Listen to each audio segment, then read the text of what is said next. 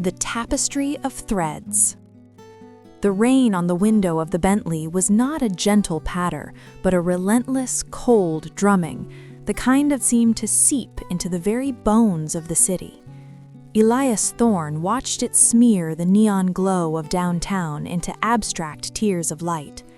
At 68, his success was a monument, the Thorne Enterprises logo on half the skyscrapers he passed, a legacy built from nothing but grit and a ruthless focus that had left little room for anything else. His mansion in the hills was silent, all polished marble and curated art, a museum to his achievements. The drive home through the empty, rain-slicked streets was just another part of his sterile routine. He pressed the fob, and a sleek, gunmetal gray car gave a soft chirp, its lights cutting through the gloom of the underground parking garage. As he opened the driver's side door, a scent hit him, not the expected aroma of fine leather and polish, but something earthy, damp, and vaguely of unwashed clothes. And then he saw her. Curled in the impossibly plush footwell of the passenger seat, a tiny figure swam into view. A child, no more than 6 or 7, her clothes thin and soaked at the edges, her dark hair a tangled nest against the cream-colored carpet. She was asleep, one small, grimy hand tucked under her cheek, her chest rising and falling with the shallow rhythm of utter exhaustion. Elias's first instinct was a sharp, proprietary anger, an intrusion, a violation of his ordered world. He was about to call security, his finger already hovering over his phone, but then the garage light caught the tremble of her lip, a silent quiver that spoke of dreams no child should have. He paused. The sight was so profoundly wrong in this capsule of luxury. It was like finding a wounded sparrow in a vault. "Hey," he said, his voice rough from disuse. The child didn't stir. He reached out, then pulled back, unsure. He touched her shoulder, lightly. "Little one." Her eyes flew open, wide, dark pools of immediate terror. She scrambled back, hitting her head on the dashboard with a soft thud, a mouse caught in a trap. I'm sorry, mister. It was raining, and the door was open a little, just a little, and it was so warm." The words tumbled out in a desperate rush. The rehearsed speech of a streetwise child. Elias felt something long dormant shift inside him, a rusty hinge groaning open. "It's all right," he said, the words foreign on his tongue. "You're not in trouble. What's your name?" She eyed him, weighing his tone. "Maya," she whispered. "I'm Elias. You can't stay here, Maya. It's not safe." He saw her shoulders slump, a resignation that was far too heavy for her small frame. He thought of his empty mansion, its echoing halls. An absurd idea formed. "Come on, let's get you something warm to eat." Her eyes widened further this time with disbelief. He didn't give her time to protest. He took off his own heavy cashmere coat, a garment worth more than most people's monthly rent, and wrapped her whole, the sleeves hanging past her fingertips. He lifted her out of the car, she weighed nothing, and carried her to the passenger seat, buckling her in as if she were made of glass. The drive to the hills was silent, the only sound the swish of the wipers and Maya's quiet sniffles.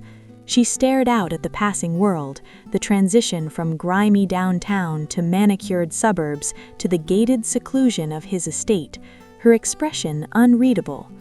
Maria, her housekeeper of 30 years, met them at the grand front door. Her sharp eyes took in the scene, the stern, soaked billionaire carrying a wraith-like child bundled in his coat. Her face, usually a mask of professional neutrality, softened into lines of deep understanding. Without a word, she sprang into action. "Pobrecita," she clucked, herding them inside. "Ven acá, mi vida." She led Maya not into the vast, intimidating formal living room, but into the warm yellow glow of the kitchen, the true heart of the house that had been silent for too long. Elias stood awkwardly in the doorway as Maria made her magic. She sat Maya on a stool, wrapped her in a soft blanket, and began to warm milk on the stove. The simple, domestic sounds, the clink of a ceramic mug, the gentle hiss of the gas flame, the soft hum of the refrigerator filled the silence. The scent of warm milk, cinnamon, and vanilla soon mingled with the smell of rain on wool. Maria placed the mug in front of Maya, along with a slice of pan dulce from the bakery she visited every Sunday. "Drink, corazón, it will help." Maya cupped the mug with both hands, absorbing its heat. She took a small, cautious sip, then another. A tiny, almost imperceptible sigh escaped her. It was the first sign of ease Elias had seen in her. He watched, transfixed, as this small, fierce creature was slowly disarmed by the oldest alchemy: warmth, food, and a kind touch. Over the next few days, the rigid machinery of Elias's life stuttered and stalled. Lawyers were called, discreet inquiries made. Maya was a ghost in the system, a thread that had come loose from the social fabric. The process would be long. In the meantime, she stayed. The mansion, designed for grandeur, was reconquered by small human moments. Maya's first bath, where she marveled at the endless hot water and mountains of bubbles, her laughter echoing off the marble tiles.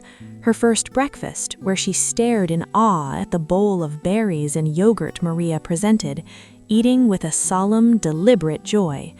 Elias, who normally took his coffee with financial reports, found himself watching her instead, studying the way she carefully saved the plumpest blueberry for last. One evening, Elias found her in the library, tracing the gold letters on the spines of books she couldn't read. "Would you like a story?" he asked, the offer surprising him as much as her. She nodded. He pulled out an old illustrated copy of The Secret Garden he hadn't touched in decades. He sat in his large leather armchair, and after a moment's hesitation, she climbed up, tucking her feet under her, a respectful distance away. He began to read. His voice, used to boardroom commands, stumbled at first over the lyrical prose, then found a rhythm. He smelled the faint scent of the child-safe shampoo Maria had bought, saw her lean incrementally closer as the story of a lonely child and a neglected garden unfolded. He was reading a passage about the healing power of caring for something when Maya's small, cool hand slipped into his, resting on the open page. He stopped. He looked down at the tiny, trusting hand in his own large, weathered one, the contrast stark. A lump, hard and unfamiliar, formed in his throat. He had built empires, negotiated billion-dollar deals, but this simple act of connection, this tiny point of contact, felt more monumental than any of it. He carefully closed his other hand around hers, a silent vow, and continued reading, his voice now a low, steady rumble in the quiet room. Maria became the steady, nurturing sun around which their new world orbited. She taught Maya how to knead dough for Saturday morning pancakes, placing the small hands on the soft, yielding mass. "Feel it, mi reina," she'd say. "It's alive. You have to be gentle, but firm."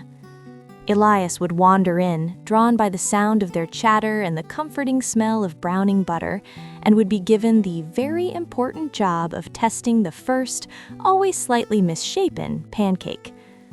Maya, in her quiet, observant way, began to bridge the spaces between them. She would take Elias's hand and lead him to the kitchen window to show him a particularly plump robin. She would save a piece of her pan dulce for Maria, placing it carefully on a napkin by her coffee cup. She was weaving them together. The true turning point came on a blustery autumn night. A storm knocked out the power, plunging the mansion into a profound, silent darkness. The intimidating expanse of the house suddenly felt ancient and hollow. Maya, who had been playing in the den, let out a small, frightened whimper. Elias fumbled for a flashlight. Its beam cut a shaky path through the dark.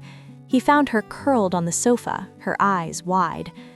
"It's just the wind, Maya," he said, sitting beside her. The place before, the roof leaked when it rained like this. It was always cold. she whispered, a confession from the shadows. Elias's heart ached. He thought of his own childhood, not of poverty, but of a different kind of cold, the emotional chill of distant parents, of success being the only currency of affection. He remembered building blanket forts with his younger sister, Sarah, before she passed, creating a tiny, shared world of laughter and imagined adventures within their lonely house. An idea sparked. "Stay here," he said. He gathered every blanket, quilt, and cushion he could find from linen closets and beds. He dragged them into the den in front of the large, cold fireplace. With Maria's help, they built a magnificent, lopsided fortress, anchoring sheets over furniture, weighing them down with books. Maya's fear turned to wonder, then to glee. She helped arrange the pillows, creating a nest inside. Maria brought candles, their warm, dancing light painting the walls of their tent with living gold. She returned with a tray, mugs of rich hot chocolate, a bowl of popcorn, and miraculously, a plate of peanut butter and jelly sandwiches, the ultimate comfort food. They huddled inside their sanctuary. The wind howled outside, but in their cocoon of fabric and light, they were safe. Elias told a story, not from a book, but from his memory, a silly, exaggerated tale about a brave little squirrel facing a grumpy old owl. Maya giggled, a sound like ringing bells that filled the dark spaces of the mansion more completely than any light ever could. Maria shared a story about her abuela in Mexico and the legendary feasts she would cook with almost nothing. Sitting there, shoulder to shoulder in the candlelight, the barriers of age, wealth, and experience melted away. They were just three people, sharing warmth against the dark. Elias looked at Maya's face, illuminated by the soft flame, smudged with chocolate and lit with pure, unguarded happiness. He looked at Maria, her eyes reflecting the same contented glow. In that moment, he was not a millionaire. He was a grandfather, a protector, a part of a thread finally woven back into a tapestry he hadn't known he was missing. The legal adoption, when it was finally finalized months later, was just a piece of paper. The family had already been forged, in the shared silence of a bedtime story, in the flour-dusted lessons at the kitchen counter, in the fortress built against a storm. Years later, on a bright spring morning, the mansion was no longer silent. It hummed with the hustle of daily life. Teenage Maya, her hair now in a confident ponytail, rushed around the sun-drenched kitchen, gathering her things for school. Elias, his hair fully silver, but his eyes brighter than they'd ever been, sipped his coffee at the large, scarred wooden table they'd bought to replace the cold granite one. A table that bore the marks of homework projects, art endeavors, and countless shared meals. "Don't forget your presentation, mi reina," Maria said, now officially Abuela Maria, sliding a perfectly wrapped lunchbox across the table. "I won't, Abuela. Love you," Maya called, grabbing an apple and heading for the door. She paused, turned back, and in a move that had become their ritual, walked over to Elias and kissed his cheek. "Bye, Grandpa. Don't work too hard." "Love you, Maya Mouse," he said, the nickname born from that first stormy night. She grinned and was gone, the sound of her footsteps fading into the promise of the day. Elias looked out the window at the garden, now bursting with the flowers Maya had helped him choose and plant, a vibrant, chaotic, beautiful contrast to the formerly pristine lawns. He thought of the little beggar he'd found sleeping in his car, a thread almost lost to the cold. She hadn't just found shelter in his mansion, she had become the mortar that repaired its foundations, the warmth that flooded its halls, the laughter that echoed in its heart. Maria placed a fresh cup of coffee beside him, her hand resting on his shoulder for a moment. "She has your resilience, you know," she said softly. "No," Elias said, covering her hand with his own, his gaze still on the vibrant garden. "We have hers." The true fortune, he had learned, was not measured in portfolios or properties, but in the tapestry of threads woven together over breakfasts, through small kindnesses, in the shared, resilient hustle of building a life.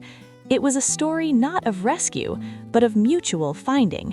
A story, he realized, that was whispered in a million different ways in a million different homes, wherever hearts chose to build a fortress against the storm, together.